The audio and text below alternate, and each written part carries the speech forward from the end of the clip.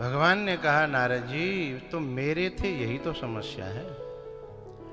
तो दो व्यक्तियों को दोष दिखाई नहीं देते। एक तो जिससे बहुत अपनापन हो जिसको, उसमें दोष दिखाई नहीं देंगे।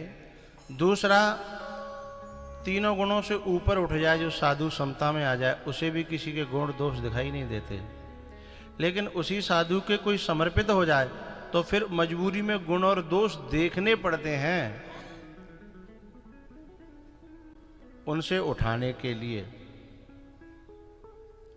तो गुरु जब दोष गुण देखता है तो उसका उद्देश्य उसको उससे घृणा करना नहीं है।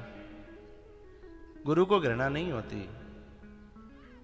अब भैया धोबी के पास में गंदे गंदे कपड़े आएंगे, धोबी को घृणा होगी?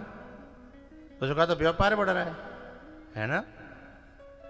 यदि एक बात बताओ, तुम सब के सब साधु है जाए और सब के सब कथावाचक है जाए, सब संत है जाए, तो फिर मुझ को पूछेगा मेरी सब दुकानदारी धरी की धरी रह जाएगी, है ना।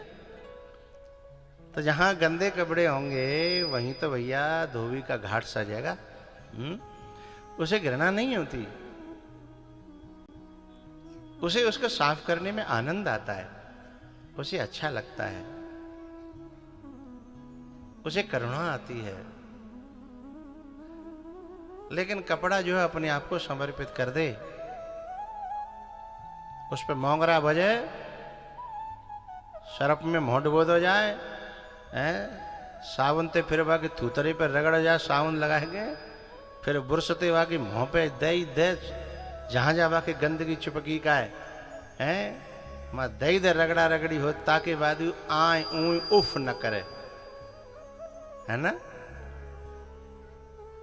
उस समय थोड़ी तकलीफ तो होगी, लेकिन जब वो निखर के प्रेस होके, है ना, और जब वो आएगा ना निकल करके, फिर दुनिया की निगाहें उस पर जमी की जमी रह जाएंगी।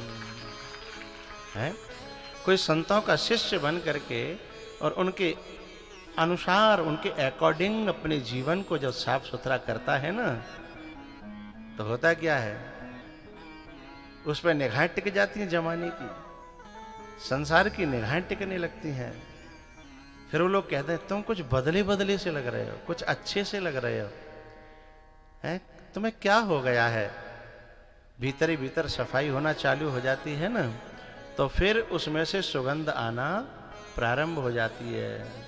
पहले जिनके पास बैठने से बदबू आती थी, फिर उनके पास बैठने का मन करने लगता है ना।